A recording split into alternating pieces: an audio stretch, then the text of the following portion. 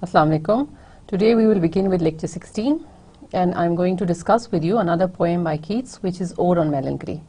We have as yet discussed two of his poems, Ode on a Grecian Urn and Ode to a Nightingale. Today we will look at this poem titled Ode on a Melancholy. Ode on Melancholy.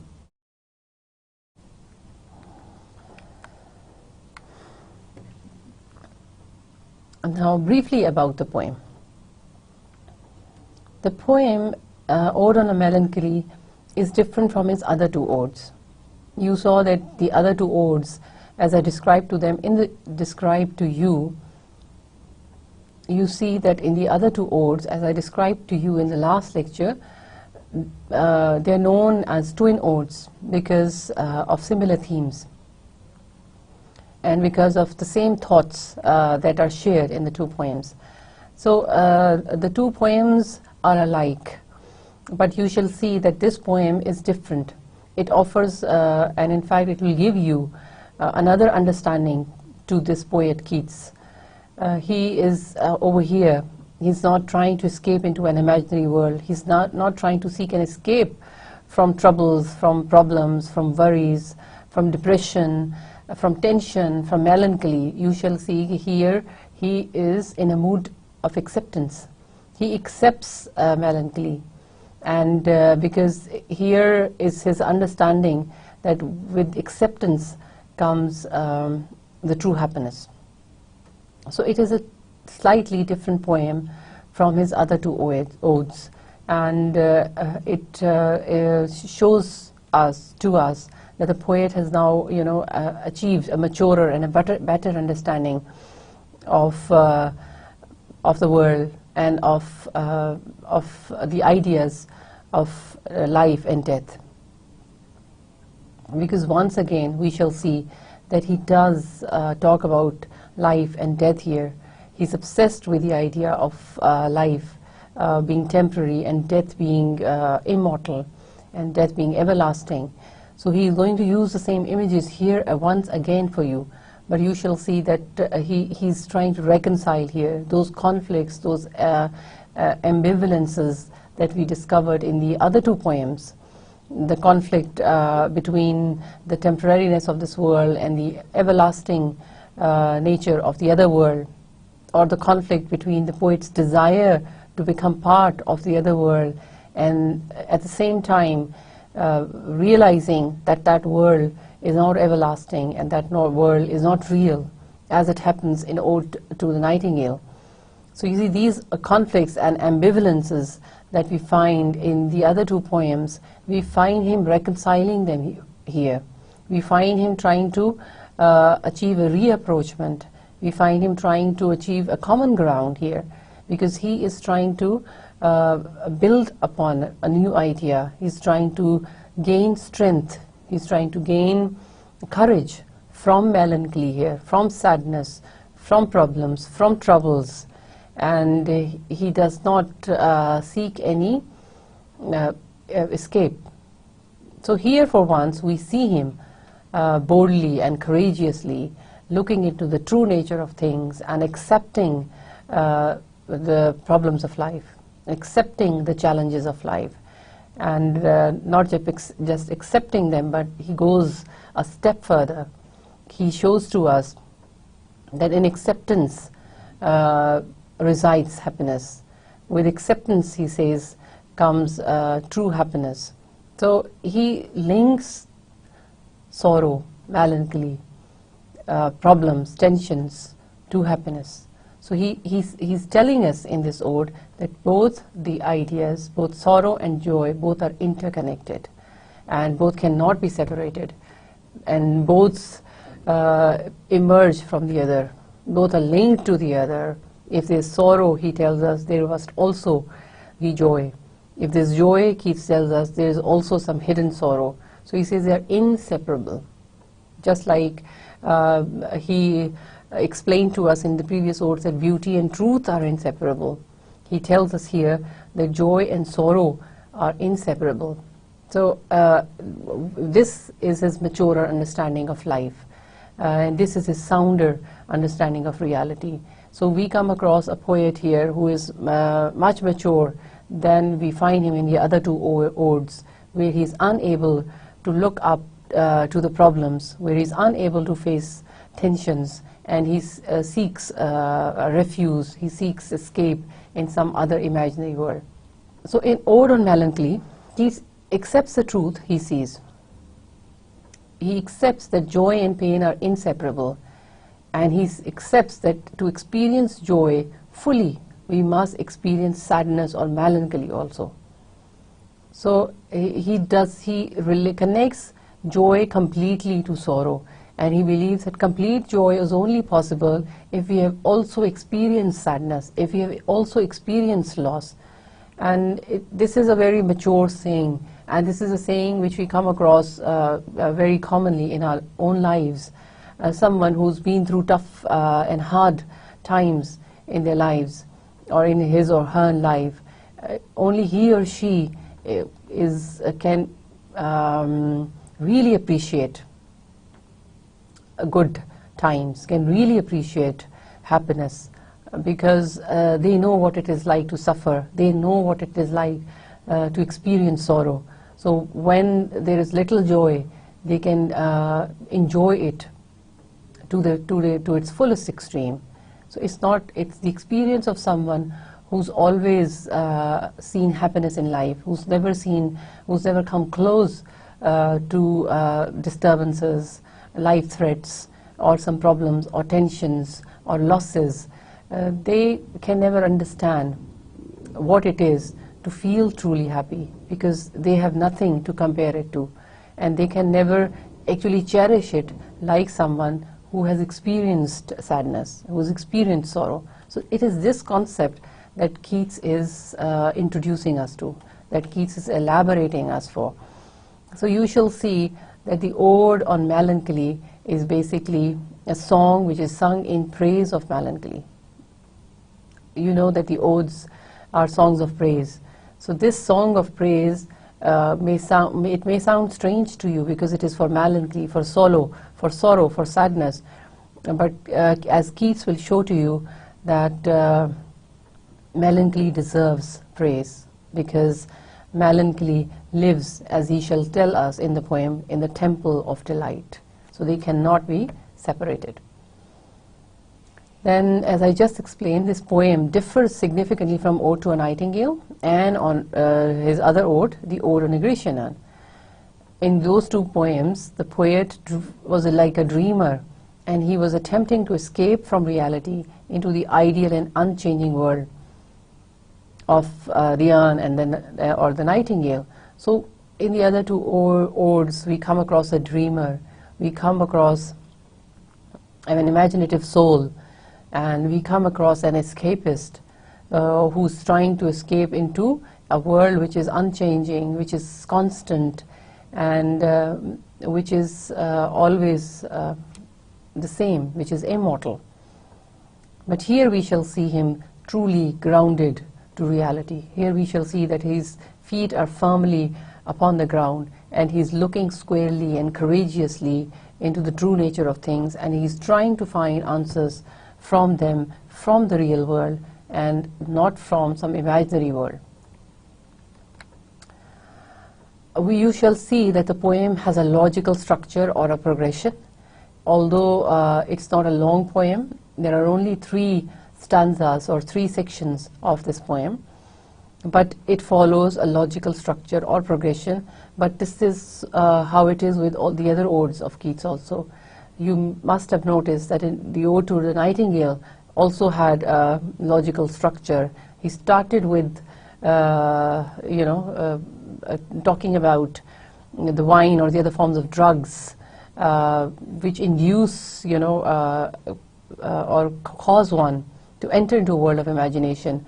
But he says that a more stronger effect is created by the song of the nightingale, which has under whose spell the poet is able to transcend the real world and enter into the imaginary world. So he compares the singing with the other drugs, and then he takes you into the world of art, Nightingale, describes to you the world of Nightingale, and then he describes to you how and why the world is beautiful, the world of Nightingale is beautiful, and it's singing so hopeful and so full of happiness.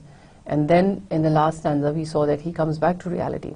Similarly here, he follows a logical structure. In stanza 1 you shall see that he urges us, he is in fact begging us not to escape pain, not to seek other means of escaping pain.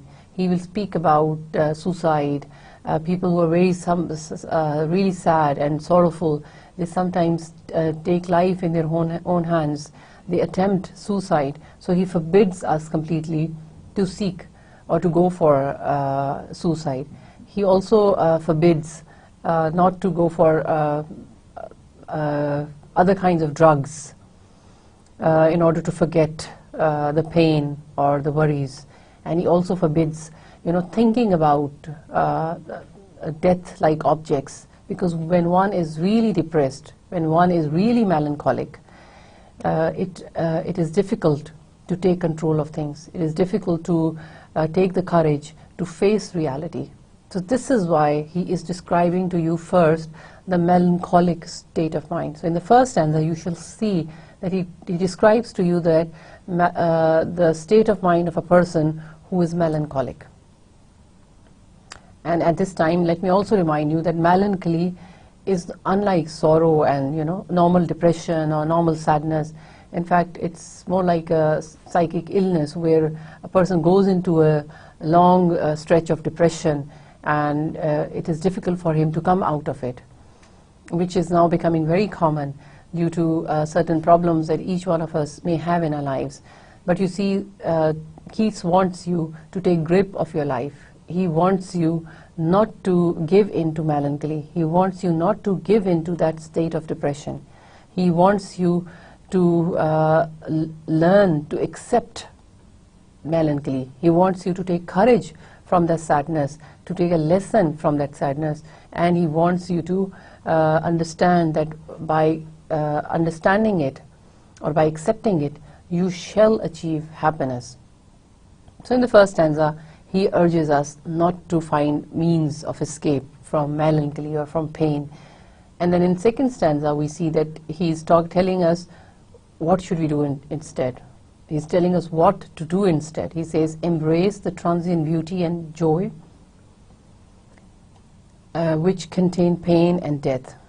So he says that we should not be bothered by the transience of beauty, which surprisingly, you should remember that in the other two poems, this was the cause of worry for the poet. The poet in the other two poems, in the other two odes, was actually depressed because he believed that this world or this life or the youth or beauty here is transient. So he actually worried over, lamented over, and felt depressed and saddened because of the transience of this world, or the transient nature of joy in this world. But he here gives you a different picture. He wants you to embrace the idea of transience, to accept the idea of transience, and then to move on and to seek courage from it. And in stanza 3 you shall see that he makes clear that in order to experience joy, we must experience the sorrow that beauty dies and joy evaporates. So in the third stanza, actually he unites the two. He unites joy and sorrow, and he says that we must experience a sorrow that beauty will ultimately die. We must face it. We must face the things in our lives are transitory. We must accept that all stages of our life, they are short-lived. Everything moves on. Everything moves. Nothing here is static. So he says we must accept that everything will eventually die, whether it's a physical death or metaphoric death, but death is a reality. So we must, he says, that death eventually, which causes the idea of death, which causes the joy to evaporate, which causes joy to, to be disturbed. He says, let that not happen. But because from actual acceptance of sorrow, we will be led on to joy and happiness. So this was just a brief description of what the poem contains. Let us now look at the stanza 1 and see how the poet actually embarks on this mission. How is it that Keats, whom we know as the poet of imagination, whom we know as an escapist, and whom we know, as someone who is tired and sick of this world, and who seeks to and attempts to always forget and escape this world. So we shall see here how we come across this other Keats, who's bold and who's brave and who's courageous and who's able to link sorrow and joy together, and who's able to take for once a realistic view of things. And you see, he begins this poem emphatically. I say emphatically because he says, no, no, go not to Lethe. Thrice he used 3 negatives, no, no, and then not. In fact, 4 negatives if you also count neither. So he uses these 4 negatives to emphasize what not to do. So in this stanza, in the opening lines, he's telling those people who are experiencing melancholy, who are experiencing sadness, who are experiencing depression, he's asking them, is forbidding them not to go to Lethe. He says, no, no, go not to Lethe. And Lethe, now this is the 3rd time we've come across it, and you should know by now that it is a river of forgetfulness in Hades, or the underworld. Hades is another name for the underworld in Greek myth.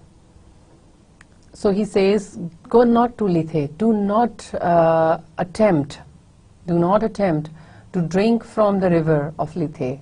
Do not attempt to forget, because remember, whoever drank or took bath in this river Lethe, I told you that he experiences forgetfulness. All his previous memories are washed away, and all the previous lives, memories of the previous lives are washed away. So he says, he's using Lethe as a metaphor to say that don't seek forgetfulness. Don't use means or don't use such drugs which may cause you to forget your past, which may cause you to forget your past life, which may cause to eradicate, to evaporate your past memories. So he says, go not to Lethe. Don't seek help of forgetfulness when you are depressed, when you are melancholic, or when you are sad. Neither twist wolf's bane tight-rooted for its poisonous wine. Now the second object that he mentions is wolf's bane. And wolf's bane is a poisonous plant. It's a poisonous plant, and it contains sedatives. So it's like a very, very strong drug, which when taken in large quantities can actually become poisonous and cause death. So he says, don't twist the wolf's bane. It is known for its roots, which are tightly wound around, tight-rooted, and when they are squeezed or when they are crushed, the juices that it gives out, that is what makes the poisonous wine or the poisonous juice of wolf's bane. So he says, don't twist wolf's bane. Don't don't use the wine, the poisonous juices of this poisonous plant to forget your worries, to end your depressions. Nor suffer thy pale forehead to be kissed by nightshade. Nightshade, it is another herb, it's another plant which induces forgetfulness, which induces sedation. So he says, nor even try to use the leaves of the nightshade. The leaves of the nightshade, when they are rubbed against the forehead, they induce sleep. They induce, a loss of memory. They induce forgetfulness. So he says, don't use any of these things. Don't use any method or these methods or any other method, don't seek the help of drugs. Because Keats was fond of Greek myths, he's employing here his knowledge of Greek myths, and he's also employing his, as we see here, his knowledge of botany, but primarily the Greek myth, as we see here. In Greek myth, these plants were supposed to have some poisonous sedative effects. So then this is what we call or describe as Keats's Hellenism. This is his Hellenism. He is using Greek myths to tell you what not to do, what not to use when you're melancholic. But you can extend it to any object, to any drug, any kind of drug that is used when you are in a melancholic state of mind. When you use a drug to induce forgetfulness, or to forget your past life, or to forget your past experience, or to forget what happened to you, or the memory of that sad event or melancholic event which is causing that state. He says, don't use any drug to get rid of that melancholic state of mind that you are in. And then he describes Nightshade as the ruby grape of Proserpine. Proserpine was the queen of underworld. She was a daughter of Demeter, but she was taken by Pluto. Pluto was a god of underworld. She was taken by Pluto to be his queen. So Proserpine was fond of Nightshade. So this was her weapon, in fact, with which she, sometimes induced sleep. So in these 4 lines, you see he's telling you not to take help from drugs to cause forgetfulness or to get rid of melancholy. And next Keats says, make not your rosary of yewberries. He says, he wants us not to make rosaries of yewberries. Yewberries are symbol of mourning, and rosary is a string of beads, as you know, which we count as we are reciting something. So he wants the person who's melancholic, who's sad, and who's in depression, not to be always thinking, not to be always contemplating about melancholy or his sadness. Because when we are using tasbih, or when we are using a rosary, what we are doing is that we are constantly reminding ourselves of that act. We are reciting something and we are counting rosary, the beads, moving the beads. So he says, but when a melancholic person, when he is contemplating and thinking of death all the time, he compares his contemplation to the contemplation of someone who uses rosary for a spiritual ascendancy. So he says, make not your rosary of yewberries. Don't always contemplate or think about melancholy or sadness. And then, nor let the beetle, nor the death moth be your mournful psyche. Then he talks about the objects of death. He talks about some symbols of death. And again the message is that the melancholic person should not think all the time about death objects, should not contemplate about objects of death, because a person who is really melancholic or sad, because he sees no happiness in life, he sees no joy in life, he wants to leave this life, he wants to be dead actually, he wants to embrace death. So he's thinking about death, he thinks how it would be when he's dead and when he's free from these worries. And this is what he forbids. He says, don't let the image of beetle come near you. Beetle is a black insect which normally lives on the barks or the trunks of the trees. We can't locate it exactly.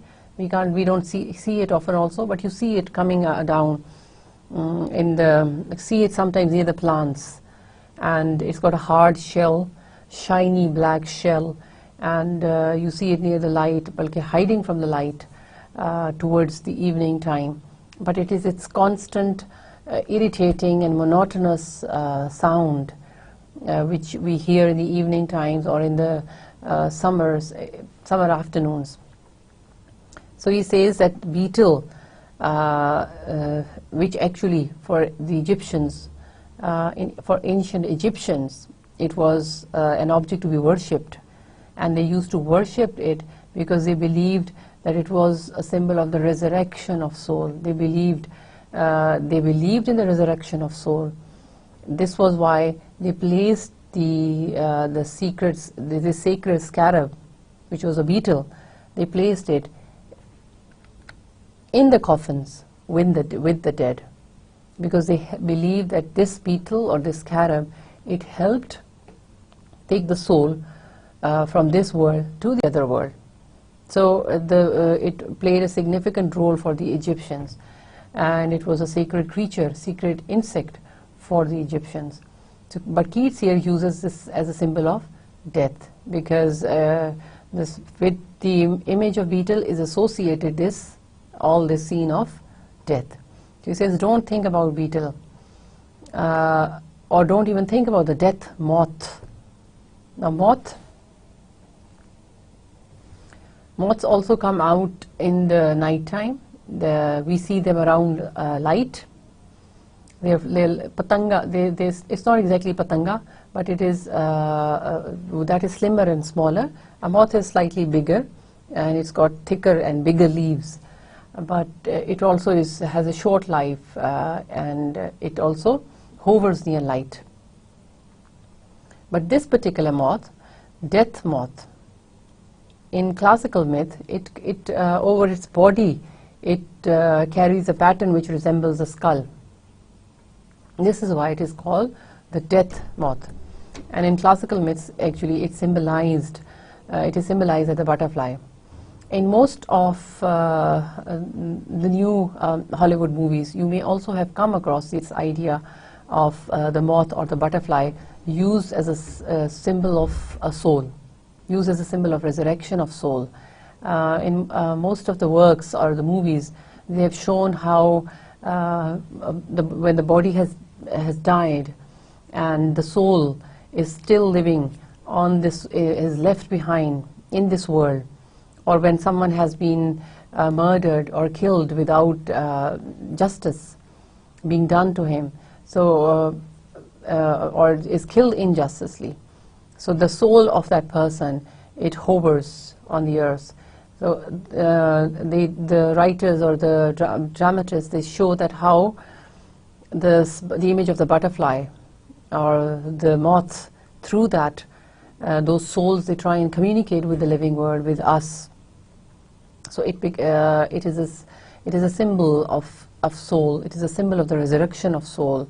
And in Greek classical myth, the moth or the butterfly, it symbolized the soul itself. It symbolized the soul itself, because the soul communicated with the human world through the butterfly or through the moth. And this is a belief which is also common in many cultures around the world, even now. Even now. You may be surprised to know that, but maybe in some really tribal cultures in our part of the world, or in our country also, you may come across such myths which are quite strong amongst people. So Keats here is trying to, here is trying to link these images to the Egyptians or the classical Greek society, where they were seen as symbols of, associated with death, ideas of death. So he says, don't think about the objects of death. Don't think about death at all. Because he says, nor the death moth be your mournful psyche. So don't let them become your mournful psyche. Psyche in Greek myth was a goddess of beauty. She was loved by Cupid, and Cupid, was in Greek myth is the god of love. So the god of love falls in love with this princess of beauty, and which is Psyche. And after a long story, they eventually marry. And literally, the word in Greek myth means soul or breath of life. while Cupid in Greek myth means desire. So he says, not let your soul become like the, be burdened by melancholy. Not let it be taken over by sadness and gloominess or melancholy. And he doesn't stop here. He creates further images for you. He says, nor the downy owl, a partner in your sorrow's mysteries, for shade to shade will come too drowsily and drown the wakeful anguish of the soul. A downy owl, that's another mythical creature that is, but it is this particular owl. It's a kind of an owl. It is associated mostly with with images of horror. And it ranks with rats and spiders as the most celebrated of the Halloween creatures. Halloween night you must have heard of. Halloween night is celebrated on the 31st of October around the world, and it is a special night in which they believe that all of these supernatural and creatures they come out, and so humans celebrate their coming by dressing up like them. It happens in the West, but not in our culture. So he says, not let these things, for shade to shade will come.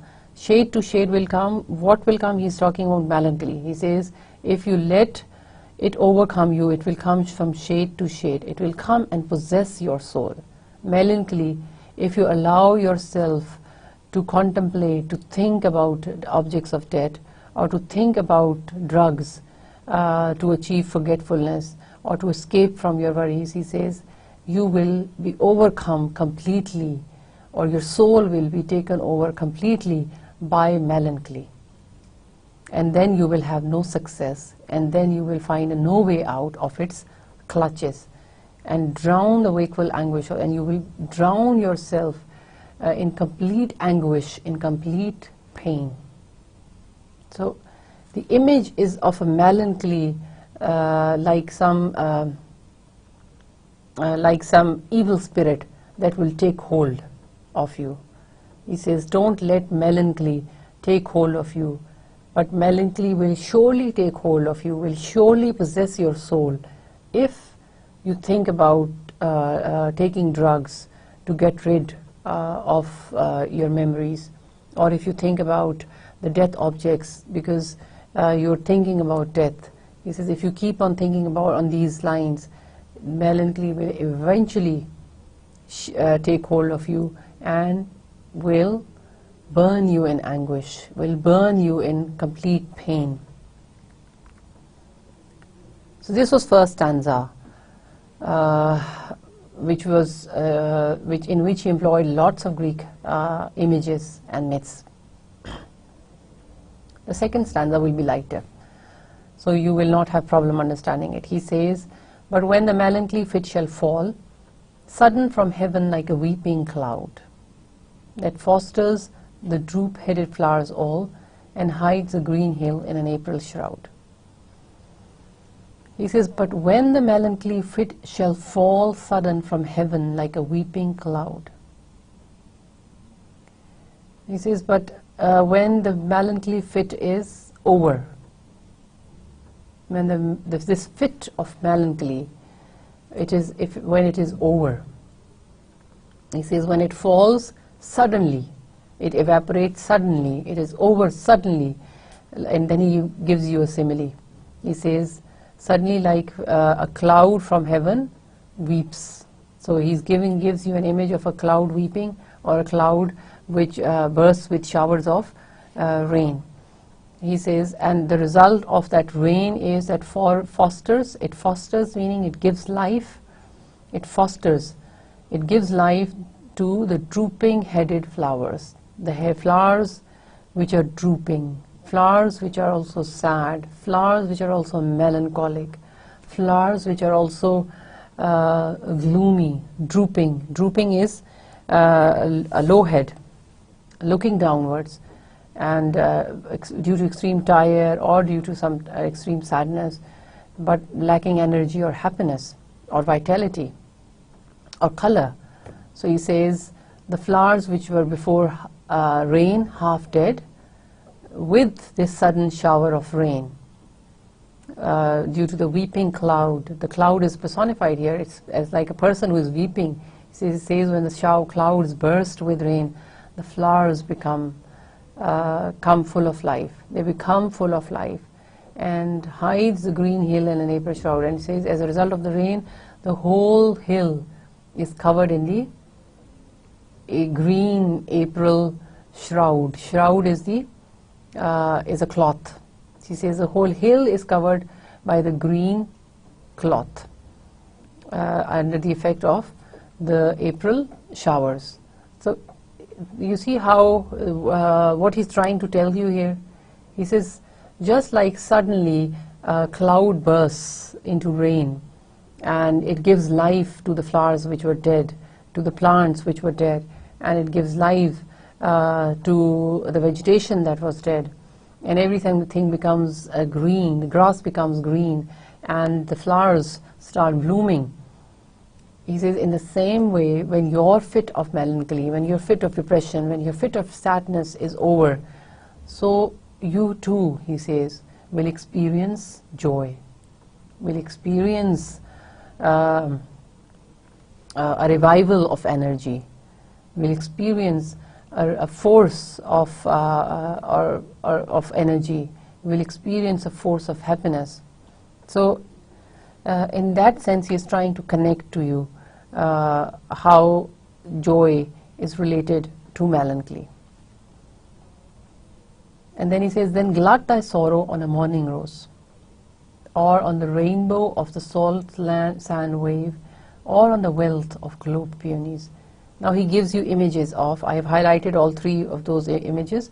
He talks about these different images of from nature. First is morning rose, then salt sand wave, and then globe peonies. Okay, and glut means, you know, to your fullest. He says, glut thy sorrow.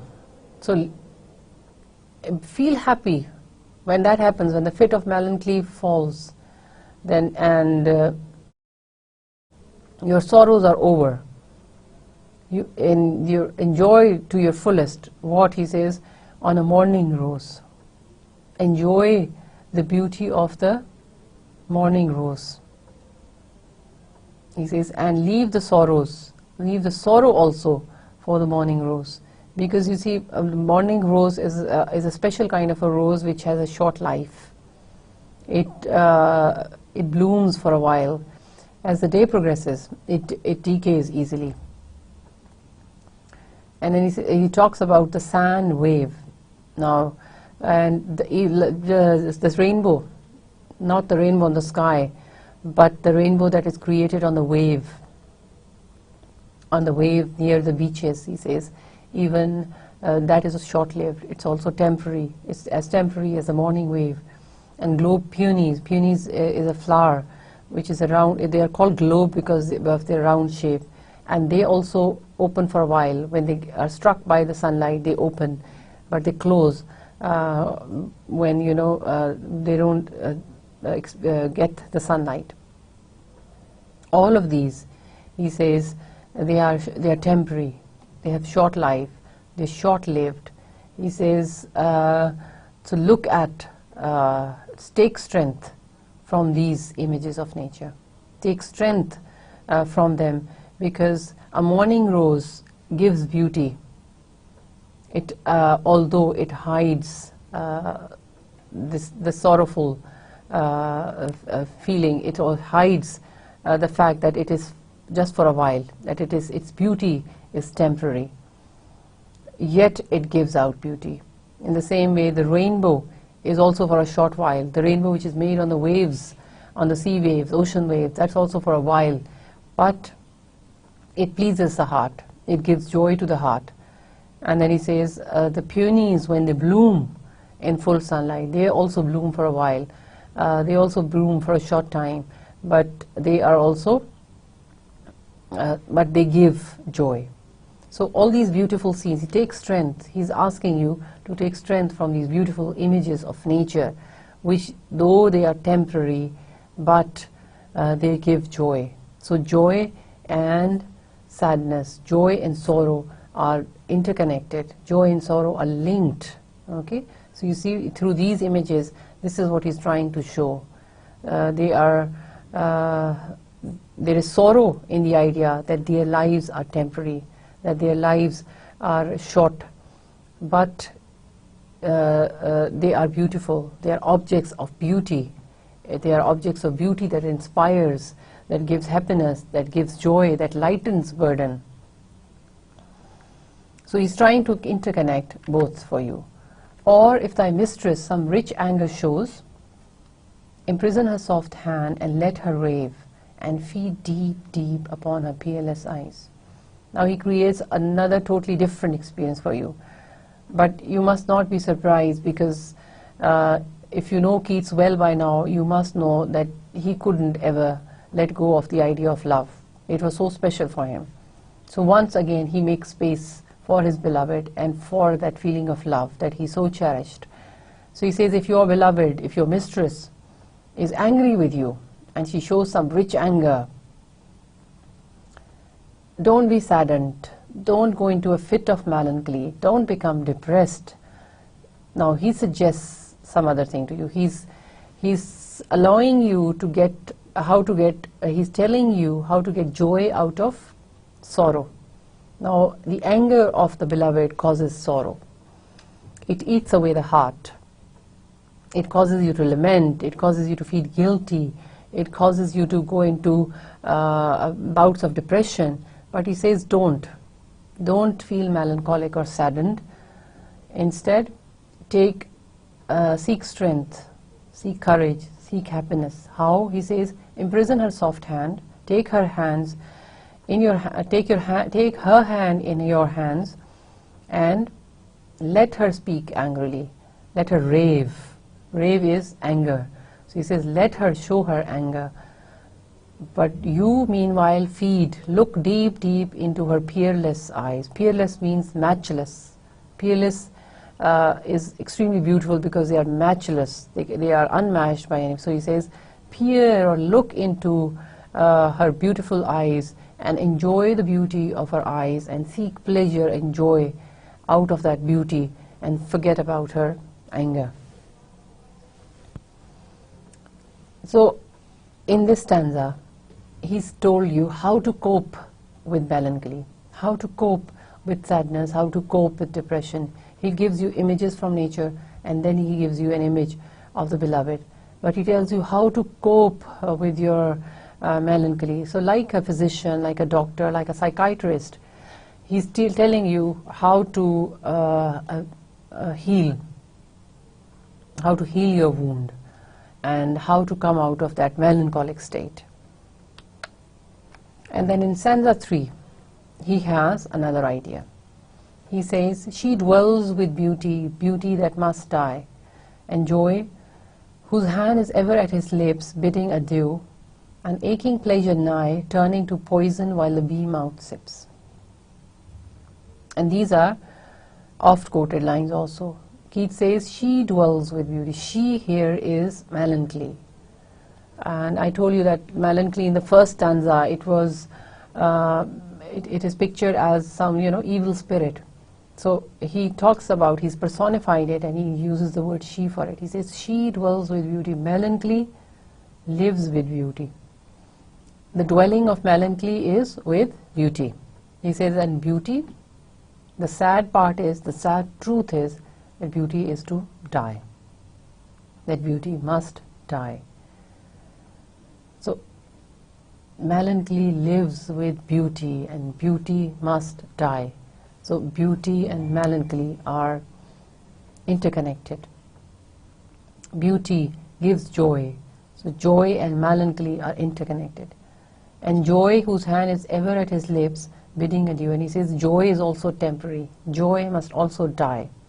It is always ready. With his hands on his hips, it is ready to bid adieu, say farewell, goodbye.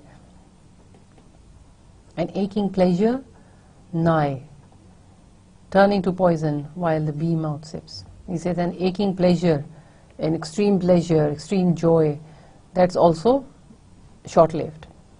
and they all turn to poison while the bee mouth sips. Then he gives you the image of a bee sucking nectar from the flower, and that nectar sometimes turns into poison when the bee sucks too much. So he says these things, beauty, joy and pleasure, they can turn into poison at any time, because beauty is short-lived.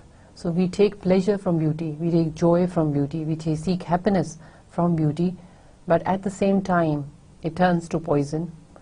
At the same time it dies, it gives sorrow. And joy is never with us all the time, all our life. We must experience sadness. It leaves us, and leaves us with sadness or with sad memories. So again, joy is connected to sadness, and pleasure, he says, is also short-lived. So he is evaluating the relationship between sorrow and melancholy, between sorrow, melancholy and joy. Then he says, in these lines, he's trying to show the mixed nature of life, how happiness and sorrow are inextricably linked. This I've discussed with you. And then in the next lines he says, I in the very temple of delight, whale melancholy has a sovereign shrine. He says, I in the very temple of delight, whale melancholy has her sovereign shrine. These are important lines. He tells you here that in the very temple of delight, melancholy has her shrine. So over the shrine, temples are built. Normally shrine is like a grave. In fact, more than a grave, it's a grave which is decorated from outside, from the upper side. So it's when it becomes a shrine. So he says, and over the shrines, we make temples. So in the holy temple of delight, in the holy temple of the goddess delight, delight here is, you can see, is personified. In the temple of this goddess, which is delight, he says, melancholy, this another goddess, melancholy also lives. And she, not just lives, he says she has her holy shrine. So both are holy, both are sacred, both are important, and both live at the same place. So his outward structure is that of delight. So outwardly there's happiness, delight, the goddess of delight rules, but he says she cannot rule alone. She hides inside her, or she wails inside her, the shrine of melancholy. So whoever comes to the temple of delight must also experience, or must also pay visit to the shrine of melancholy. So you see, in fact, it should be easier for us or for you to understand this concept of shrine and temple, because we normally pay visits to temples. Not exactly, we don't call them temples, but to some mosques here, like Bari Imam here, the structure of the building that has been made over the shrine. So when you pay visit to the mosque or to that place, to that structure, you are also paying visit to the shrine. So he says it's not that you accept one and leave the other, or accept one or ignore the other. He says you have to take in both. So whoever visits the goddess of delight in her temple must also pay her respects to the goddess of melancholy in her shrine, which is also there. And he describes melancholy as veiled. As veiled because he says when we are happy, when we only see delight. In the happy state, we only see delight.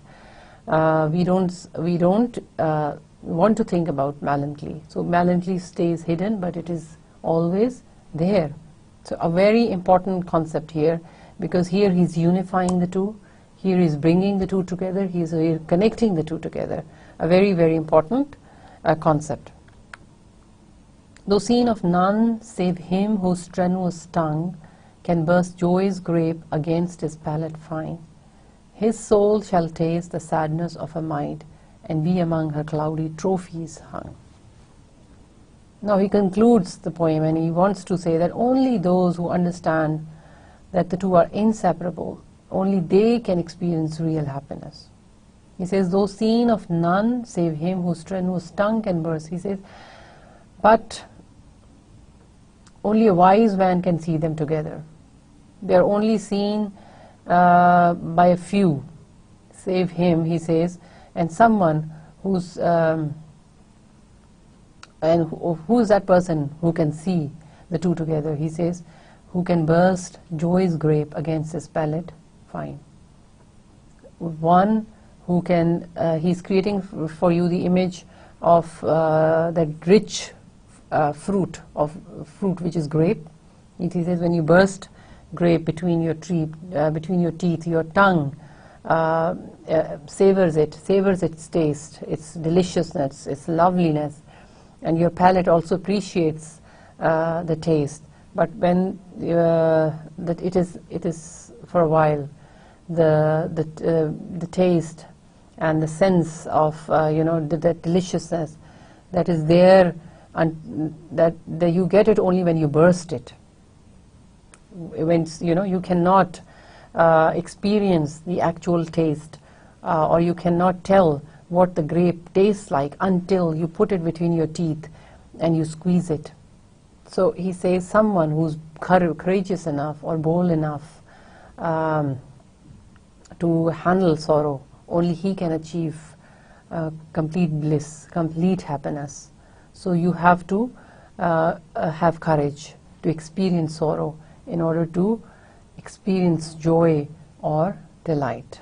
Just like you have to, you can only taste or experience the actual taste of the fruit by putting it between your teeth and squeezing it and taking its rich fluids in and enjoying it. So enjoyment is linked, or pleasure is linked to the tasting, to the bursting of the fruit. So he says, only his soul shall taste the sadness of a mite and be among her cloudy trophies hung. He says, and he will, so Melancholy will hang as a trophy amongst that person's other achievements. So this would be his other achievement, that he has tasted melancholy. So here in the end he's paying tribute to melancholy. In fact, he's paying tribute to that courageous soul who's able to master melancholy, who's able to come out of melancholy, because melancholy will now lead him to joy, and he can put it as one of the trophies that he has hard earned, that he's earned through hard work and through great effort, and he can put it for everyone to see. So he is actually explained to you how both joy and sorrow can be connected, and you see how he moved in a progressive manner. And he explains that only those who embrace melancholy, only they can be happy. And he explains it to you through the image of the grape. He explains it to you through the images of the temples and the shrine.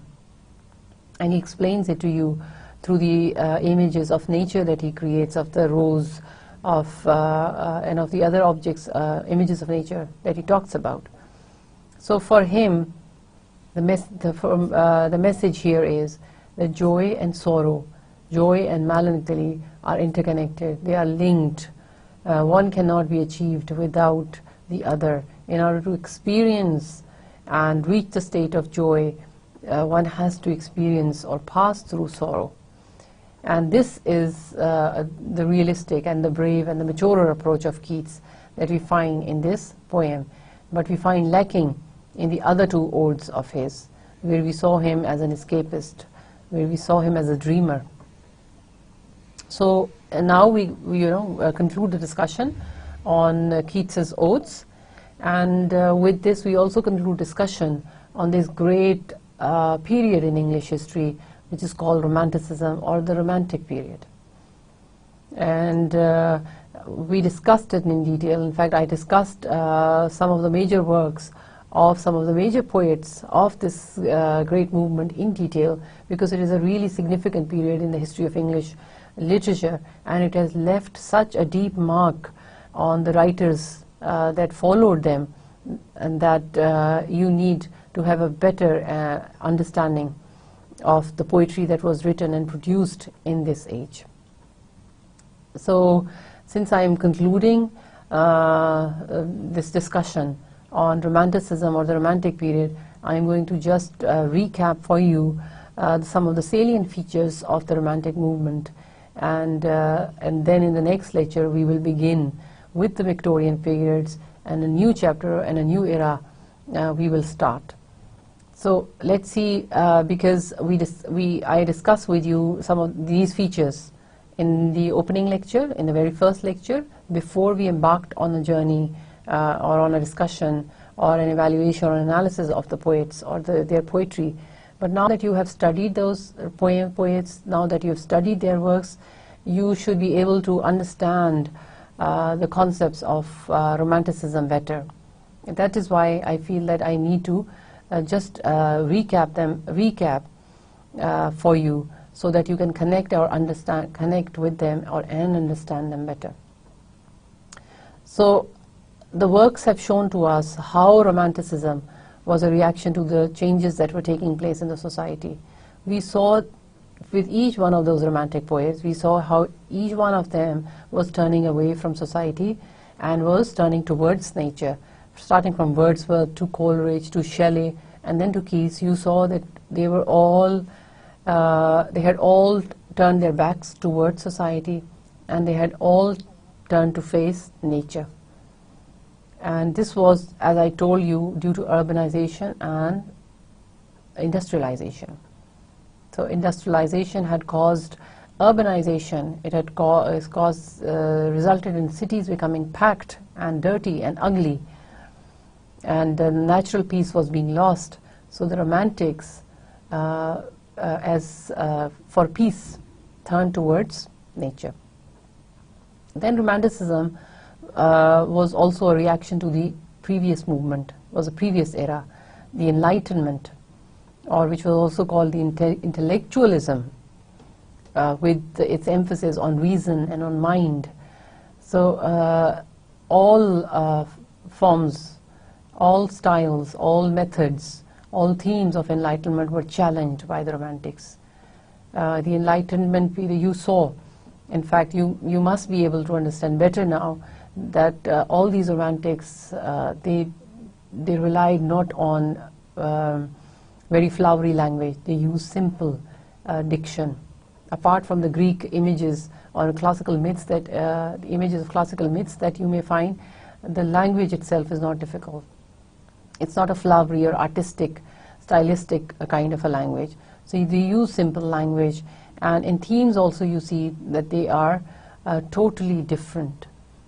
And I shall discuss those themes with you later on. So they were revolting from the previous traditions. If you compare these four Romantics and their works with the works written by Pope or any other writer of the 18th century, you shall see a marked difference in their writing style. Then you see that these Romantic poets, they rebelled against the rigid social structures, especially Shelley. But you notice that they were all rebellious because they were all some way, in one way or the other, involved with the American or the French Revolution, especially the French revolutions, because it was so close to them. They had all been affected by French Revolution, and starting from Wordsworth, Coleridge, also Shelley, and then Keats also. They were shattered and disillusioned, disappointed by what they saw happening during the French Revolution, and except for Shelley, all other poets, they lost their faith in any kind of revolution brought about by humans. So they were in one way or the other disappointed by these norms or structures in the society. and they were non-materialistic. From their poetry you can understand that materialism has no role to play in their lives, so they reacted against the materialism. Special thing that I also emphasized throughout my analysis of the other poems of these poets was the new role that they give to the prophet-like role that they give to the poet. The poet is not an ordinary person. With them, the poet is distinguished by his intensity of perception and imagination. He has special feelings, he has special powers, and he has special kind of perception and special kind of imagination, and he can see into the future. He's a prophet, he is a reformer, he's a revolutionary, he is someone who can communicate with the spirit of the world, someone who understands and can look into the nature of things. So a poet is assigned a special role by these romantics. And romantics, we saw, they emphasize on emotion a lot. Whether it is Wordsworth or Coleridge or Shelley or Keats, emotions was primary thing with them. It was their emotions, their feeling, what they were feeling at the time, whether they were listening to the song of the nightingale or they were witnessing the storm brought about by the west wind, or they were woken up from the dream and create the vision of Xanadu, or they go into a feeling of extreme rapture and elation when they come into contact with nature and experience a mystic sense of peace or union with nature, just like Wordsworth does. So they rely on emotions, the emotion of the individual, emotion of the poet, and no reasoning. We witness no reasoning in their poetry. They don't try to reason out. And mystery rather than clarity. And they do not spell things out clearly. They don't tell you exactly and clearly this is white and this is black. There is mystery surrounded in their works. We have to look for meaning. They only suggest things. We have to discern and understand meaning, as with Keats or Shelley. Or they use a lot of metaphors, they use a lot of similes, and it is through those similes or metaphors that they try and convey their meaning. So there is mystery surrounded their work rather than clarity. Then their emphasis is on the individual rather than the society. They don't focus on the society. It is the individual soul, the individual poet, the individual person that is important. So sometimes a solitary reaper becomes the center of attention. Sometimes another object may become their attention, but society, it's only Shelley with whom the worries of the society, they play a major role. And then their rebellion. There's rebellion rather than acceptance. There's a spirit of rebellion rather than acceptance, whether it is rebellion against life, against, as with Keats, it is rebellion against, the temporariness, the transience of life, the transience of beauty, youth, and the transience of truth. So, or with Shelley, it was a rebellion against the social and the political structures of his time. Or with Coleridge, it was rebellion against, the spirit prevailing in his society in his times, the materialism. He rebels against the values of the society and takes and saves himself in that imaginary world that he has created of supernaturalism, and where naturalism and supernaturalism are blended. Or with Wordsworth, who completely isolates himself from society. So they all live on the fringes of society. They don't live in the center of the society. They're not part of the society. They live on the outskirts. And most importantly, the role of nature in transformation of character. Each one of them believes nature can transform character. Some use nature as means of inspiration some use it as a vehicle for change, some see it as a spirit, some see it blended with supernaturalism, some see it as part of, as beauty, but all of them, you know, they believe in the transformation power of nature. And as for nature, like Wordsworth, for him nature was man's intellectual and spiritual growth. For Coleridge, the nature there's a supernatural aspect of nature also. So nature is not, the supernatural aspect is not separate from nature. And he talks about poets' imagination as a creative power. Then for Shelley, it was a vehicle for change. It was a source of inspiration. And for Keats, we saw that it was a means to escape into the other world. He also uses it as a vehicle. He also uses it as a source of change, but to escape from this world and the change of state of mind from this world to the other world. So with all these romantic poets, we saw how rich in ideas, in style, in themes their poems were, and how each one of them brought his own individuality, how each one of them brought his own emotions, how each one of them brought his own creative spirit into the work, and each one of them added a new leaf to this great movement, which is called the Romantic movement.